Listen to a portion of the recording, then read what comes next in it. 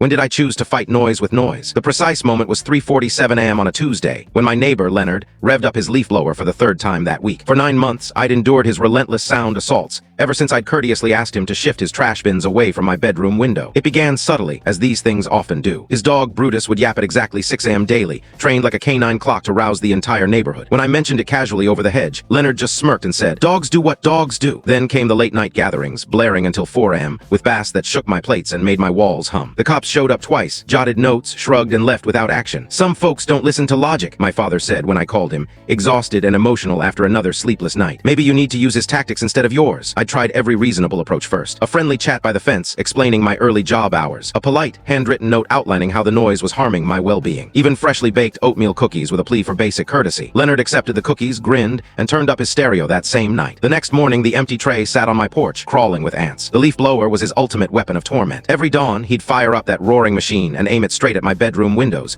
pretending to clear the same few stray leaves, smirking at my curtains. He'd lock eyes with me through the glass while doing it. My work suffered from constant fatigue. My doctor prescribed sleep medication that barely helped. That Tuesday night, lying awake during his latest 2 a.m. leaf-blowing spree, something in me finally broke. I threw on a sweatshirt and jeans, stormed to my shed, and grabbed my grandfather's old maritime foghorn from his Navy days. That thing could alert ships a mile out. If Leonard wanted a sound war, I'd give him one. At exactly 3:48 a.m., I stood on my porch and unleashed the foghorn's full force. The noise could raise the dead, and likely did. Through his window, I saw Leonard shoot up in bed, hair wild with shock and fear. I paused for 30 seconds, letting the quiet build, then blasted again, then again, and a fourth time for emphasis. His porch light snapped on. He stumbled out in checkered boxers and sandals, looking like a startled child. "What are you doing?" he yelled across the lawn. "Clearing leaves," I replied, sugar-sweet, waving the foghorn. "Thought I'd try the early shift." I hit the horn again, longer this time. For the next 2 weeks, I matched his noise blow for blow, hour for hour. When he started his leaf blower, I fired up my foghorn. When he blasted music at midnight, I played mine at 3 a.m. When Brutus barked at dawn, I stood outside Leonard's window, practicing my newfound harmonica skills, courtesy of online tutorials. The beauty of fighting noise with noise, it cuts both ways. Soon other neighbors grumbled about us both. But Leonard hadn't anticipated one thing. I'd spent 9 months documenting everything. Videos with timestamps, decibel readings, photos of my sleep meds. When the police returned, I had proof. He had complaints and bags under his eyes. 2 weeks later, Leonard appeared at my door, waving a literal white flag, a dishcloth tied to a broom handle. "Truce," he asked, looking utterly drained. I smiled and tucked away my foghorn. "Next time," I said, "try being polite first. Sometimes you have to tear things down to rebuild them better."